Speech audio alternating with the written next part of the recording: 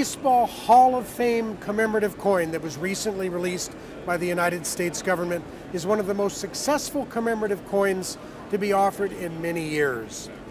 We talked to Cassie McFarland, designer of the coin, to find out what it was like to be involved in the competition and to have designed this successful new commemorative coin.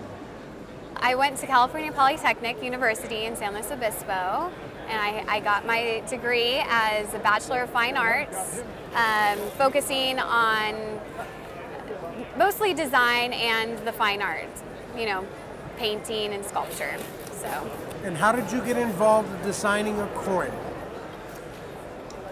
I have an affinity for coins and collector. I'm really interested in the psychology of collecting, but at the time I actually stumbled across it on the internet.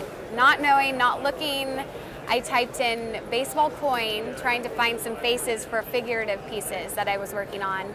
And I came across the competition, and I didn't have much time, so I just went for it. It was actually a whim, and I mean, now I feel like it's a fate, in a sense.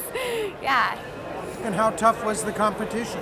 I think there was a pool of some really great artists, and honestly, I felt honored just to be represented in those, in that pool of artists. I think it was a tough competition. I chose more of a simpler design to go with, that being obviously just the baseball mitt.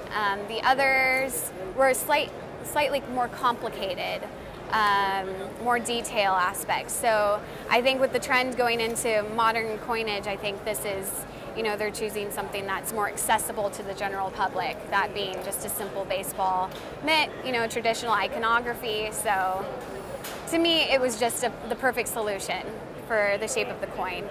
And how would you describe how you reach into your sources of creativity? What do you do to get the muses to speak to you? Well, I listen to a lot of Billie Holiday. Well, that's true. Judy Garland is my favorite.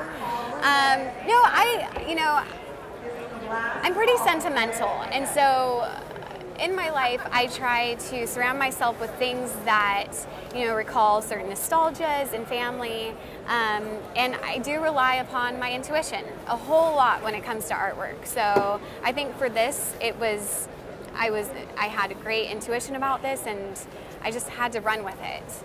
Yeah, and you know, I thought about my dad and how he loves baseball, and my grandma used to, you know, give me little coins she'd buy off of television, you know, home buyers channels, and I think it just kind of all came around full circle, strangely. So it's a wonderful thing. And what do you hope to do with your life and your career? Honestly, this has opened up so many doors, and before all this, I thought of myself as an individual artist. You know, I would harbor a lot of artwork, but now it's interesting because I look at this as, you know, more of a public service.